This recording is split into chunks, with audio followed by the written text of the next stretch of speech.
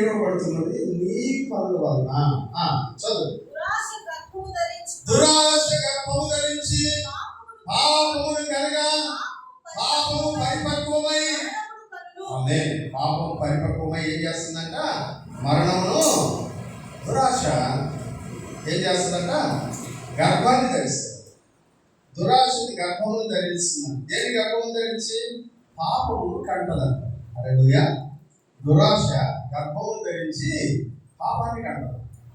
పాపము మరణమును కంటదు. అంటే దురాశ యొక్క మనోరాలు మరణం. ఏంటి? దురాశ యొక్క మనోరాలు ఏమిటంట? మరణం. నా వాస కరెక్టేనా? పాపము దురాశ గర్భమును ధరించి ఎవరిని కలిగిందంట? పాపాన్ని కలిగింది. పాపము మరలా ప్రెగ్నెంట్ అయ్యి ఎవరిని కలిగిందంట? మరణాన్ని కలిగింది. దురాశ పుట్టితే ఆ దురాశకి మధ్యలో పాపము అనే ఒక మార్గం ఉంటుందంట, ఒక పేరు అర్థం ఉంటుందంట. ఆ ప్లేస్ లో పాపము నుంచి విడిపించబడితే మార్గం నీ ధరించాలి. ఆ పాపాన్ని నీ లైఫ్ లో అట్లాగే కంటిన్యూ చేస్తే మరణం వచ్చేస్తుంది. ఏ డౌట్ లేదు. పరిశుద్ధ గ్రంథంలో చెప్పబడుతున్నటువంటి మాట. అందుకనే దురాశ గర్భమును ధరించి పాపముని కనుక పాపము పరిపక్వమై మరణమును కన్ను. నా ప్రియ సహోదరులారా, మోసపోకుడి. శ్రేష్టమైన ప్రతి సంపూర్ణమైన ప్రతి వరమును పరసంబంధమైనదై జ్యోతిర్మయుడ తండ్రి యొక్క నుండి వచ్చును. ఆయన యందు ఏ చంచలత్వమైనను గమనాగమనము వలన కలుగు ఏ ఛాయలేనో లేదు అని అంటారు. ప్రియమైనటువంటి వాళ్ళ వాక్యంలో చెప్తున్నాడు, విశ్వాసమునకు కలుగు పరీక్ష ఓర్పును బయటపరుస్తుంది. దురాశ వలన కలుగు పరీక్ష పాపాన్ని కట్టది.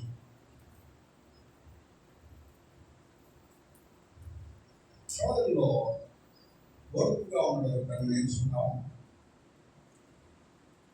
నేర్చుకోకపోతే మళ్ళీ అదే శోధన. Same repeat. 10th క్లాస్ పరీక్ష అడిగాడు. ఇంటర్మీడియట్ పరీక్ష కాదు, 10th క్లాస్ పరీక్ష. నువ్వు అదే పాస్ కావాలా? అది పాస్ అయితే బెటర్ టెస్ట్ నీ దగ్గరికి వస్తుంది, చేతిలో సర్టిఫికేట్ నిలబడుతుంది. ఈ పరీక్ష పాస్ అయ్యాడు అని సర్టిఫికేట్ నిలబడుతుంది. ప్రియమైనటువంటి వాళ్ళ మనమందరము అనేక రకాలైనటువంటి శోధనలు ఎదుర్కొనేటువంటి ప్రయత్నంలో ఉన్నాం.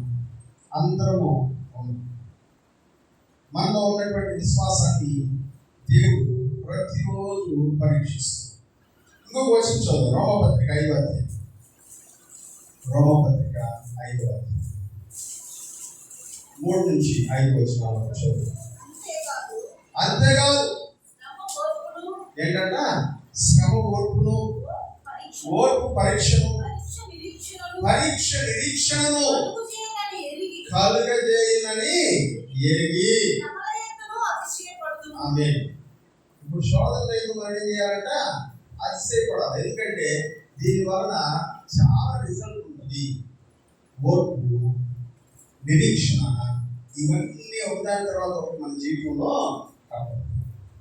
ఓర్పు, నిరీక్షణ మన యొక్క విశ్వాసం పరీక్షించబడినప్పుడు బయట. ఆ విశ్వాస పరీక్షలో నువ్వు ఏ సంపాదించగలుగుతావు? ఏమి సంపాదించు? ఈ సంవత్సరం మన చర్చి యానివర్సరీ రోజున వివిజాన్ గారు ఒక మెసేజ్ ఎంతమందికి గుర్తుంది కదా?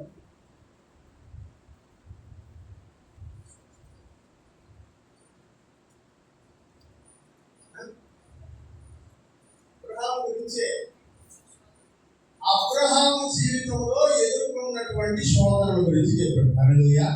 అబ్రహాము జీవితంలో ఎదుర్కొన్న పరీక్షల గురించి, కొన్ని పాస్, కొన్ని ఫెయిల్, కొన్ని పాస్, కొన్ని ఫెయిల్. ఫెయిల్ అయ్యి మళ్ళీ మళ్ళీ అటెంప్ట్ చేసినాడు. పాస్ అయిన వాటిలో ఎన్ని మార్కులతో పాస్ అయినాడు అనేది దేవుడు తన యొక్క విశ్వాసాన్ని గురించి పరీక్షించాడు. విశ్వాసముకు తండ్రి అని ఆయన పేరు.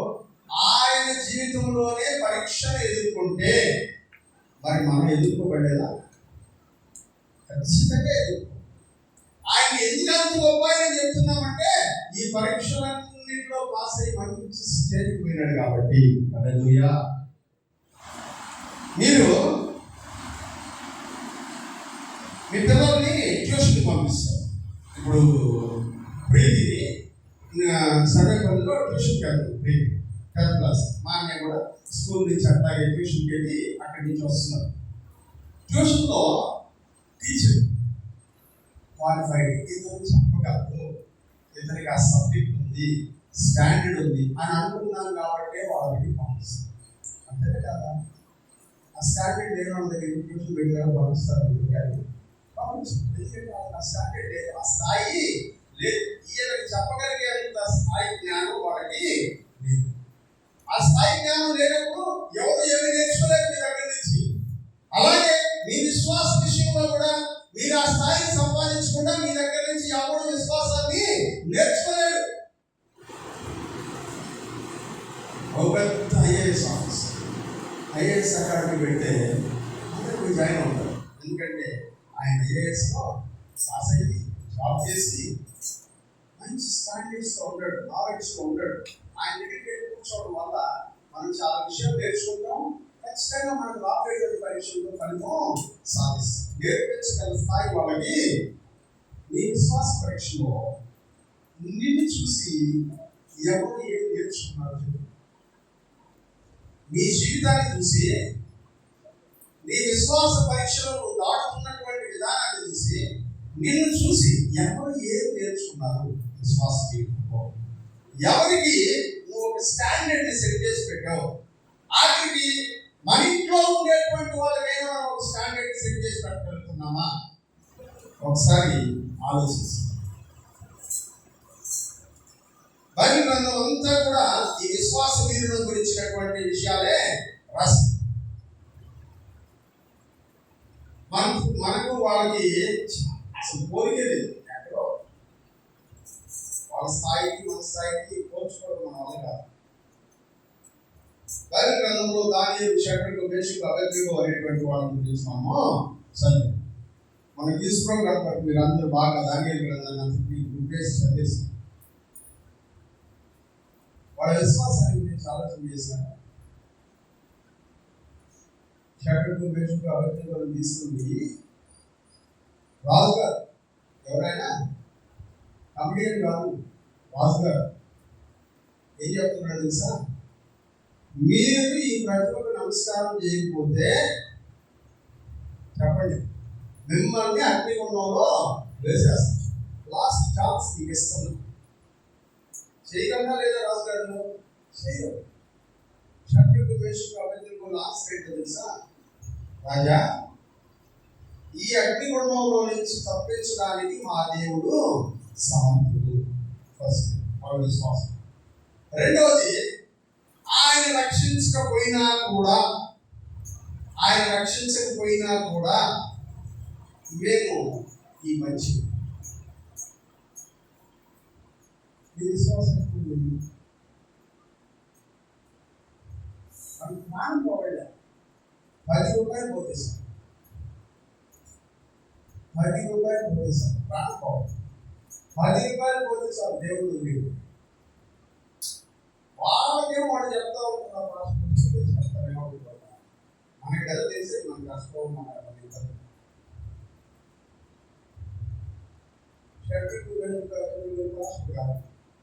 విశ్వాసం. వాళ్ళు ఏమన్నా తెలుసా? మమ్మల్ని లోకేసిన కూడా నాకేం ప్రాబ్లం లేదు. రాజు గారు అగ్నిని 7 అంతం చేశారు. వీళ్ళని భయపెట్టాను, ఒక్కరి నాకు నమస్కారం పెట్టారు. 7 అంచెలు అగ్ని వచ్చినా కూడా వాళ్ళు ప్రాబ్లం లేదు. తీసుకెళ్ళి కాళ్ళు చేతులు కడుతున్నారు, అయినా కూడా నో ప్రాబ్లం. అగ్నిగుండం దగ్గరికి తీసుకెళ్తున్నారు, అయినా కూడా ఇబ్బంది. వేడి తగ్గుతా ఉంది, ఆ వేడికి వేయడానికి కూడా కాసి చచ్చిపోయినారు. చచ్చిపోతా ఏమవుతుంది, దేవుడి కోసం లోపల పడ్డారంట, తిరుగుతూ ఉన్నారంట. లోపల వేయడానికి కూడా చచ్చిపోయారు. కానీ వాడు తిరుగుతూ ఉంటే రాజుగారు గట్టిగా ఏం జరుగుతుంది? రాజా ఏమైంది? బాబు నేను ముగ్గురినే కదా చేశాను. అవును అంటాడు. అదేంటి నాకు నలుగురు కనబడుతున్నారు, నాతో వాడు దేవుని దూతలాగా ఉన్నాడు. హల్లెలూయా. వాళ్ళు ముందే చెప్పారు, ఈ వేడి గల అగ్నిగుండంలో నుంచి నన్ను తప్పించుటకు నా దేవుడు సమర్థుడు. వాళ్ళ విశ్వాసం అక్కడ దాకా తీసుకెళ్ళినాక అగ్నిగుండంలో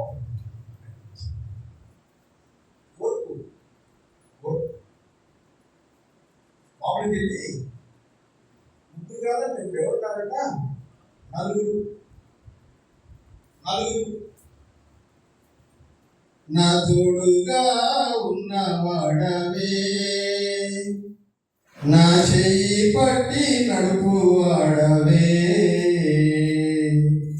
నా పక్షము నిలుచువాడవే, నా పక్షము నిలుచువాడవే, నా ధైర్యము నీవే యేసయ్యా, నా ధైర్యము నీవే యేసయ్యా, యేసయ్యా, యేసయ్యా, యేసయ్యా, యేసయ్యా, కృపాకర స్తుతులు యేసయ్యా, కృపాకర స్తుతులు యేసయ్యా.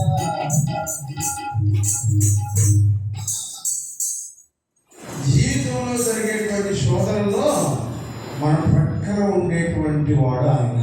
హల్లెలూయా. మనం ఏమంటామంటే అసలు ఆ విగ్రహాన్ని పెట్టకుండా చేసుకోవచ్చు కదా దేవుడు. ఏంటంట, విగ్రహాన్ని పెట్టకుండా చేసుకోవచ్చు కదా. మన ప్రశ్న అన్నమాట, అవిశ్వాసం ప్రశ్న. సరే పెట్టానుకో, వీళ్ళు దానికి నమస్కారం చేయకుండా గమ్ముకున్నారు. వాళ్ళని కలబెట్టకుండా చేయకూడదు. ఏమన్నా నమస్కారం చేయడం లేదనే సంగతి రాజు తెలియకుండా చేయకూడదా? ఇది మన ప్రశ్న. సరే కనబడేటట్టు చేశాడు, రాజుగారు తీసుకొచ్చి అగ్నిలో వేస్తాను అన్నప్పుడు రాజు చంపకూడదు దేవుడా?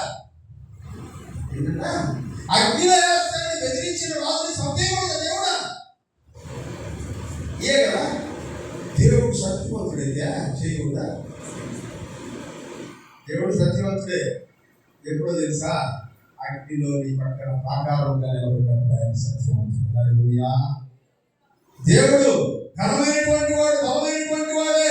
ఎప్పుడో తెలుసా, అగ్నిలో ఆయన నీతో పాటు నడుస్తూ ఉన్నప్పుడు ఆయన ఘనమైన వాడు, బలమైన వాడు. ఆ తిరిపడి వాళ్ళ లోపల నుంచి బయటికి రమ్మని కేకలు వేసి బయటికి వచ్చిన తర్వాత మంత్రులు, డాక్టర్లు అందరూ వచ్చి వాళ్ళని టెస్ట్ చేస్తే వాక్యం చెప్తుంది, వాళ్ళ వెంట్రుకలు కాలేదంట, అగ్ని వాసన కూడా వాళ్ళకి తగ్గలేదంట. దేవుడికి స్తోత్రం కలుగును గాక. హల్లెలూయా. దీనివల్ల ఏం పుట్టిందో తెలుసా, ఈ రాజ్యములో ఇంకెవరైనా సరే శద్రకు, మేషకు, అబేద్నెగోల వంటి దేవుడిని ఎవరు ఎగతాళి చేసినా సరే వాడి ఇంటి వెన్నుగాడి ఓడదీయబడి వాళ్ళందరూ నాశనం చేయబడతారు అని ఒక రూల్ పుట్టుకొచ్చింది. దేవునికి స్తోత్రం కలుగును గాక. హల్లెలూయా. ఎందుకని? ముగ్గురు అగ్ని పరీక్షకు నిలబడ్డారు కనుక చరిత్ర మారింది. హల్లెలూయా. చరిత్ర నువ్వు నిలబడ్డా, అందుకే నువ్వు ఏ చరిత్రను మార్చలేకపోయావు. నిలబడినటువంటి వాడు చరిత్రను మారుస్తారు. వాళ్ళు నిలబడ్డారు, అందుకనే చరిత్ర మారింది. ఇక మీదట యెహోవా దేవుని విశ్వాసం ఉంచేటువంటి వారిని ఎవరు ఏమి అనడానికి లేదు. వాడు ఎవరికి నమస్కారం చేసుకున్నా ఎవరు ఏమి అనడానికి లేదు. ఎందుకంటే వీళ్ళు తమ యొక్క విశ్వాసం వలన అగ్ని బలమును కూడా వాళ్ళ దేవుడు కాపాడగలనేటువంటి విషయాన్ని రుజువుపరిచారు అని రాజు గారు తన స్వహస్తాలతో రాసి స్టాంప్ వేసి అధికార ముద్రికను రిలీజ్ చేశారు. చదువుతారా ఆ మాట ఒకసారి? దానియేలు గ్రంథంలో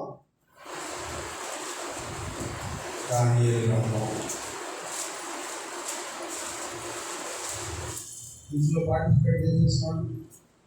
కరెక్ట్గా తీసి చదవండి.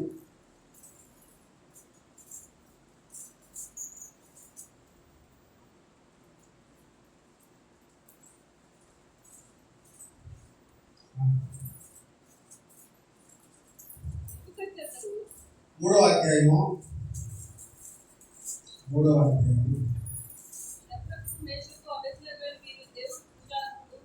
ఆ, 28వ వచనం.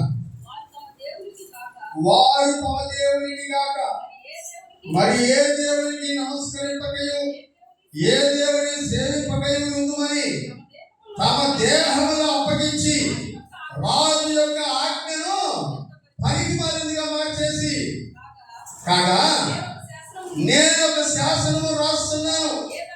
ఏదంటే ఇలాగ మనుషుల్ని రక్షించగలిగిన దేవుడు కాక మరి ఏ దేవుడును లేడు. కాగా ఏ జన్మలో గాని రాష్ట్రంలో గాని ఏ భాష మాట్లాడే వారిలో గాని శత్రుకుమేషులు అభివృద్ధి వారి దేవుని ఎవడు దూషించునో వాడు ముక్కలు ముక్కలుగా నరికేయబడతాడు. వారి ఇల్లు ఎప్పుడు పెంట గొప్పగా ఉంటది. హల్లెలూయా. చరిత్రను మార్చారు, శాసనాలు మార్చి రాయబడ్డాయి. హల్లెలూయా. అధికారిక ఆజ్ఞలు మార్చబడ్డాయి. ఎందుకంటే